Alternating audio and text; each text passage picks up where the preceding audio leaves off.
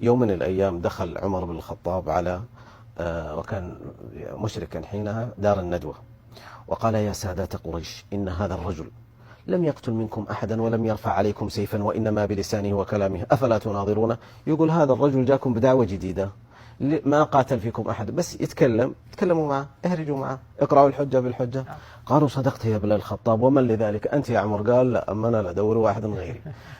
في بعض أهل العلم يقول أنه عتبة، وبعضهم يقول أنه الوليد بن المغيرة. الشاهد أن الوليد خرج وكان من أفصح القوم، واتجه إلى دار النبي صلى الله عليه وسلم وقرع الباب واستأذن بالدخول. فلما دخل قال: يا محمد، أنت خير أم أبوك؟ السؤال الذي كلا إجابتيه محرج. يا مغالطة منطقية السؤال هذا. أنت خير أم جدك عبد المطلب؟ فإن كانوا خيرا منك فقد عبدنا ما عبدوا، أبوك وجدك يعبدون الأصنام ونحن نعبد الله. وإن كنت خيرا منهم فقل: يا محمد، إن كان بك الباءة زوجناك 10 من أجمل نساء قريش، وإن كان بك المال جمعنا لك من أموالنا حتى تكون أثرى رجل فينا، وإن كان بك الملك ملكناك علينا فلا ينازعنك فيها أحد. يا محمد، واللاتي ما بقي إلا صائحة الثكلى، فنتنادى فيما بيننا فنتقاتل حتى نفنى. يا محمد قل.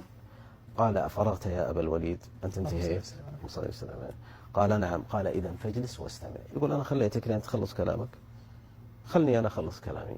قال: أنصفت يا ابن أخي. فبدأ يقرأ عليه النبي صلى الله عليه وسلم من سورة فصلت: كتاب فصلت آياته قرآنا عربيا لقوم يعقلون، حتى وصل إلى قوله تعالى: فإن أعرضوا فقل أنذرتكم صاعقة مثل صاعقة عاد. فقام الوليد وجعل يده على فم النبي صلى الله عليه وسلم وقال: ناشدتك الله والرحم يا محمد، لا تكمل. فخرج من دار النبي صلى الله عليه وسلم واتجه إلى دار الندوة، فرآه أبو جهل فالتفت على سادات قريش قال: يا سادات قريش، إن هذا الرجل قد أتاكم بغير الوجه الذي ذهب به. فالرجال لا يكون أسلم ولا صبأ ولا.